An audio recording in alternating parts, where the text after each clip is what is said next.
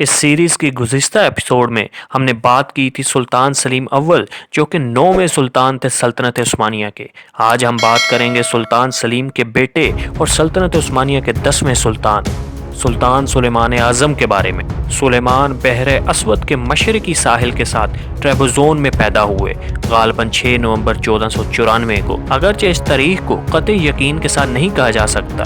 ان کی والدہ کا نام حفصہ سلطان تھا جنہوں نے بعد میں اسلام قبول کیا تھا اور یہ 1534 میں انتقال کر گئی تھی۔ 7 سال کی عمر میں آپ کو قسطنطنیہ استنبول میں شاہی ٹوپکپی محل کے اسکولوں میں سائنس، تاریخ، ادب اور فوجی تدبیریں پڑھنے کے لیے بھیجا گیا۔ جوانی کے دنوں میں آپ کی دوستی ابراہیم پارگلی سے ہوگی جو کہ بعد میں سلمان کا قابل اعتماد مشیر بن گیا تھا، لیکن پھر سلمان کے ہی کہنے پر اس کو بعد میں پھانسی بھی دے دی گئی تھی۔ اپنے والد سلیم اول کی وفات کے بعد سلیمان استنبول میں داخل ہوا اور 10ویں عثمانی سلطان کے طور پر تخت نشین ہوا۔ کچھ مورخین یہ دعویٰ کرتے ہیں کہ Sultan Salman Alexander the Great, اسکندر اعظم سے بہت متاثر تھے۔ اپنے والد کے جانشین ہونے کے بعد سلمان نے 1521 میں دمشق کے عثمانیہ سلطنت کے مقرر کردہ گورنر کی سربراہی میں ہونے والی بغاوت کو دبانے کے لیے فوجی فتح کا ایک سلسلہ شروع کیا۔ اس کے بعد پھر سلطان نے یورپ کا رخ کیا اور پھر ہنگری سے بلگریڈ کو فتح کرنے کی تیاری کرنا شروع کر دی، جس کو سلطان کے گریٹ گرینڈ فادر سلطان محمد دوئم فتح کرنے میں ناکام ہو گئے تھے، اور سلطان محمد دوئم کا بلگریڈ کو فتح نہ کرنے کی وجہ اس وقت جون ہناڈے کا مضبوط دفاع تھا۔ اس شہر پر قبضہ ہنگریوں اور کروٹوں کو ختم کرنے میں اہم تھا، جو البانیا، بوسنیاکس، بلغاریوں، بازنطینوں اور سربیوں کی شکست کے بعد واحد مضبوط قوت بنی رہی جو یورپ میں عثمانی فوائد کو روک سکتی تھی۔ سلطان سلمان نے بلگریڈ کو گھیرے میں لے لیا اور ڈنیوب کے جزیرے سے بھاری بمباری کا سلسلہ شروع کر دیا، اور پھر اگست میں ہنگری سے کوئی امداد نہ ملنے پر صرف 700 افراد پر مشتمل یہ بلگریڈ کے فوجی دستے نے ہتھیار ڈال دیے۔ بلگریڈ کو فتح کرنے کے بعد ہنگری اور آسٹریا کو فتح کرنے کی راہ کھلی تھی، لیکن سلطان نے مشرقی بحر روم کے جزیرے روڈس کی طرف توجہ دی۔ اس کو فتح کرنے کی وجہ یہ تھی کہ یہ اناطولیہ کے ساحلی علاقوں پر لوٹ مار کرتے تھے، اور پھر یہی وجہ تھی کہ سلطان نے ایک بہت بڑا قلعہ مارماریس تعمیر کروایا جو عثمانی بحریہ کے اڈے کا کام کرتا تھا، اور تقریباً 5 ماہ روڈس کے محاصرے کے بعد سلطان نے 1522 میں روڈس کو بھی فتح کر لیا۔ سلطان سلمان کی یورپ کی طرف قصد کرنے کی یہ وجہ تھی کہ اس دور میں یورپ کی تمام چھوٹی بڑی ریاستیں اپنی آپس کی لڑائیاں ختم کر کے ایک بڑی سلطنت میں تبدیل ہو رہی تھیں، جو زیادہ تر جرمنی، آسٹریا، ہنگری اور فرانس کے علاقوں پر مقیم تھے۔ مزید یہ کہ اسپین سے مسلمانوں کو نکال دیا گیا تھا اور یہ مستحکم ہو کر عثمانی سلطنت کو فتح کرنے کے لیے پرعزم تھے۔ بلگریڈ کو فتح کرنے کے بعد ہنگری اور سلطنت عثمانیہ کے مابین تعلقات بگڑتے جا رہے تھے، اور یہی وجہ تھی کہ سلمان نے وسطی یورپ میں اپنی مہم دوبارہ شروع کر دی، اور 29 اگست 1526 کو اس نے ہنگری کے بادشاہ لوئس دوم کو محکس کی لڑائی میں شکست دی، اور بادشاہ لوئس کی لاش کو دیکھ کر سلطان سلمان نے یہ الفاظ کہے: میں واقعتاً اس کے خلاف ہتھیاروں میں آیا ہوں، لیکن میری خواہش نہیں تھی کہ وہ زندگی اور بادشاہت کی مٹھاس کو چکھنے سے پہلے ہی اس طرح کاٹ دیا جائے گا۔ اور ادھر ہنگری میں لوئس کی وفات کے بعد ہنگری کے کچھ امراء نے تجویز پیش کی کہ فرڈیننڈ، جو پڑوسی ملک آسٹریا کا حکمران تھا اور شادی کے ذریعے لوئس دوم کے کنبے سے جڑا ہوا تھا، سابقہ مہدوں کا حوالہ دیتے ہوئے کہا تھا کہ لوئس کے انتقال کے بعد ہیبسبرگ ہنگری کا تخت سنبھالے گا۔ لیکن اس کے برعکس یہ ہوا کہ سلطان نے بودا پہنچ کر زپولیا کو، جو کہ ہنگری کا ایک امیر تھا، اس کو تخت پر فائز کر دیا اور خود واپس استنبول آ گیا۔ لیکن سلطان کی واپسی کے بعد فرڈیننڈ نے اپنے بھائی چارلز پنچم کے ساتھ مل کر بودا پر حملہ کر دیا اور سلطان کے منتخب کردہ زپولیا کو برطرف کر دیا، اور سلطان سلمان کو ساتھ یہ خط بھی لکھا کہ ہنگری کے جن علاقوں پر تم نے قبضہ کیا ہے ان کو واپس کرو۔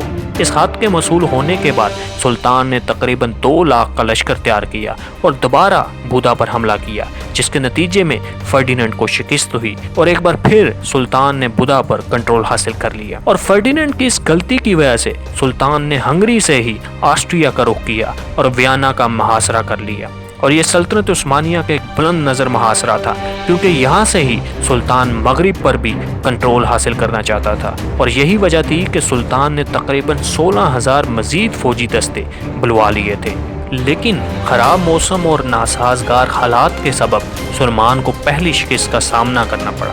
لیکن 1532 میں سلمان نے دوبارہ ویانا پر حملہ کیا، لیکن اس بار پھر سلطان خراب موسم کی وجہ سے ویانا تک پہنچ ہی نہ سکا۔ دونوں محاصروں کے دوران عثمانی فوج خراب موسم کی لپیٹ میں تھی، جس کے باعث وہ محاصرے کے ضروری سامان کو پیچھے چھوڑنے پر مجبور ہو گئے تھے۔ اب سلطان سلمان نے اپنی یورپی محاذوں کو مکمل طور پر مستحکم کر دیا تھا، اور اب اس نے اپنی توجہ شیعہ صفوی سلطنت کی طرف مبذول کر لی۔ خاص طور پر دو واقعات تناؤ کی تکرار تھے۔ پہلے شاہ طہماسپ اپنے بغداد کے گورنر، جو کہ سلمان کا وفادار تھا، اس کو مار ڈالا تھا اور اس کی جگہ اپنے پیروکار کو دے دی، اور دوسرا بٹلس کے گورنر نے صفیوں کے ساتھ بیعت کر لی تھی۔ یہی وجہ تھی کہ سلمان نے 1533 میں اپنے گرینڈ وزیر پارگل ابراہیم کو مشرقی ایشیا میں ایک فوج کی رہنمائی کا حکم دیا، جہاں اس نے بٹلس کو واپس لے لیا اور بغیر کسی مزاحمت کے تبریز پر قبضہ کر لیا۔ 1534 میں سلطان سلمان خود بھی اس مہم میں شامل ہو گیا اور پھر سلطان فارس کی طرف چل پڑا، صرف شاہ کو تلاش کرنے کے لیے، تاکہ جنگ کے بغیر اس سے نپٹا جا سکے۔ لیکن پھر اگلے ہی سال سلمان نے بغداد میں ایک عظیم الشان داخلہ کیا، تو اس نے حنفی مکتب اسلامی کے بانی ابو حنیفہ کے مقبرے کو بحال کر کے اپنے وقار میں بہت اضافہ کیا۔ ایک بار پھر شاہ کو شکست دینے کی کوشش کرتے ہوئے سلمان نے 1548 میں اپنی دوسری مہم کا آغاز کیا۔ پچھلی کوشش کی طرح طہماسپ نے عثمانی فوج کے ساتھ محاذ ارائی سے گریز کیا، اور اس کے بجائے اس نے پیچھے ہٹنا شروع کر دیا۔ لیکن قفقاز کے پہاڑی سلسلے میں سخت سردی کی وجہ سے عثمانی فوج کو یہ مہم ترک کرنی پڑی، لیکن جارجیا اور آذربائیجان کے مغربی نصف حصے اور قلعوں پر کنٹرول کر لیا گیا تھا۔ لیکن پھر اس کے بعد 1553 میں سلمان نے شاہ کے خلاف اپنی تیسری اور آخری مہم کا آغاز کیا۔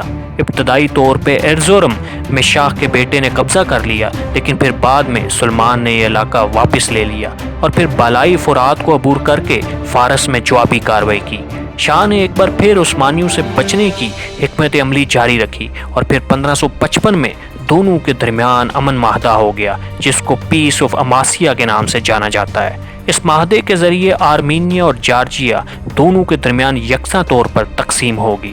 مغربی آرمینیا، مغربی کردستان اور مغربی جارجیا عثمانی سلطنت کے حصے میں آ گئے، جبکہ مشرقی آرمینیا، مشرقی کردستان اور مشرقی جارجیا صفیوں کے ہاتھ آئے۔ سلطنت عثمانیہ نے بغداد سمیت عراق کا بیشتر حصہ حاصل کر لیا، جس سے انہیں خلیج فارس تک رسائی حاصل ہو گئی۔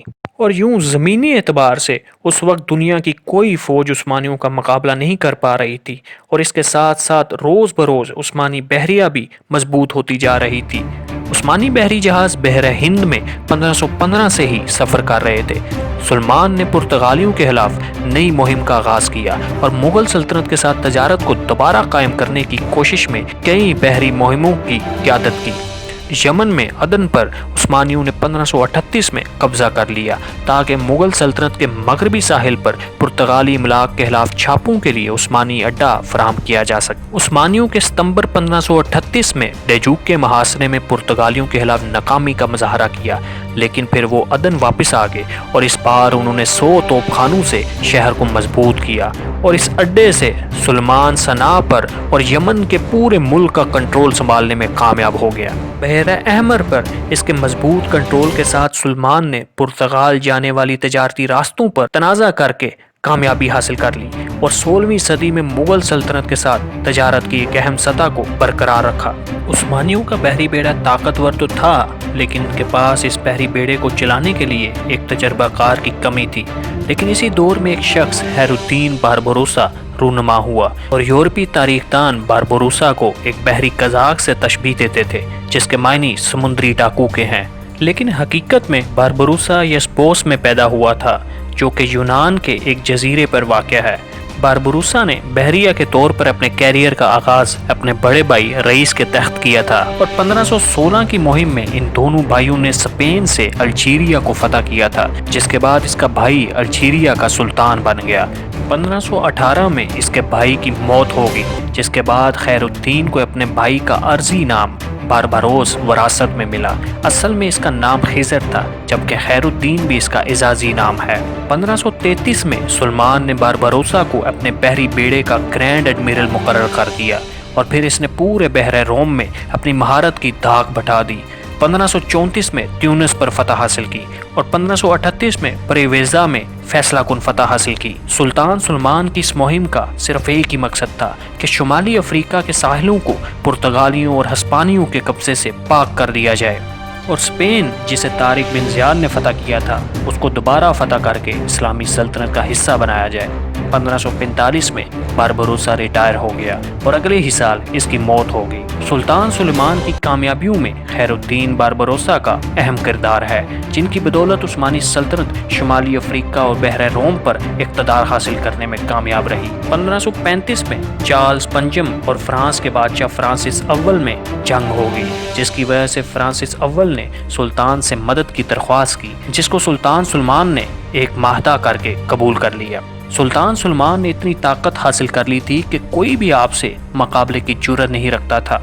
यहाँ तक कि यूरोप के सबसे बड़े बादशाह चार्ल्स पंजम ने भी आपसे मुकाबले की जुर्रत न की। अब सुल्तान का समंदरों पर भी भरपूर कंट्रोल था और यही वजह थी कि 1564 में मौजूदा इंडोनेशिया में सुमात्रा पर सवारत खाना हासिल किया और सुमात्रा के सुल्तान ने पुर्तगालियों के खिलाफ उस्मानी मदद की दरख्वास्त की थी। 6 सितंबर 1566 को सुलेमान इस्तांबुल से हंगरी की मुहिम पर रवाना हुआ, क्योंकि सुल्तान को हंगरी से एक बार फिर खाना जंगी की खबरें मौसूल हो रही थी और हंगरी की इस मुहिम में उस्मानी सल्तनत की फतह से पहले ही आप इस दुनिया से तकरीबन 72 बरस की उम्र में पर्दा फरमा गए और आपके ग्रैंड वजीर ने आपकी मौत की खबर को सलीम सानी की तख्तनशीनी तक छुपाई रखा। सुल्तान सुलेमान एक कामयाब शायर भी थे, फारसी और तुर्की ज़बान में लिखते भी थे, यहाँ तक कि सुलेमान की कुछ आयात तुर्की की ज़रबुल मिसल हो चुकी हैं, जैसा कि सब के सब मारूफ हैं उसी मायने में है। सुलेमान के अपने काम के अलावा बहुत सारी अजीम सलाहियतों ने सुलेमान की हुक्मरानी के दौरान ही अदबी दुनिया को रोशन किया। मौर्रख इलियास जॉन विल्किंसन ने मुशाहिदा किया कि किसी दौर में यहाँ तक कि तुर्की में भी शायरी की इतनी हौसला अफजाई नहीं की गई जितनी कि सुल्तान के दौर में की गई है। सुल्तान सुलेमान की सबसे मशहूर आयत ये है, जिसका मतलब कुछ यूँ है, लोग दौलत और ताकत को सबसे बड़ा मुकद्दर समझते हैं, लेकिन इस दुनिया में सेहत का जादू बेहतरीन रियासत है। जिसे मर्द खुद मुख्तारी कहते हैं, वो एक दुनियावी कशमकश और मुस्तकिल जंग है। खुदा की इबादत सबसे ऊंचा तख्त है जो तमाम अमलाक में बेहतर है। सुल्तान सुलेमान के दौर को सल्तनत उस्मानिया का बेहतरीन दौर समझा जाता है और तुर्क इस दौर को मैग्निफिसेंट सेंचुरी के नाम से याद करते हैं और आपको सुल्तान द मैग्निफिसेंट और सुलेमान द लॉ गिवर के लक़ाब से नवाजा गया।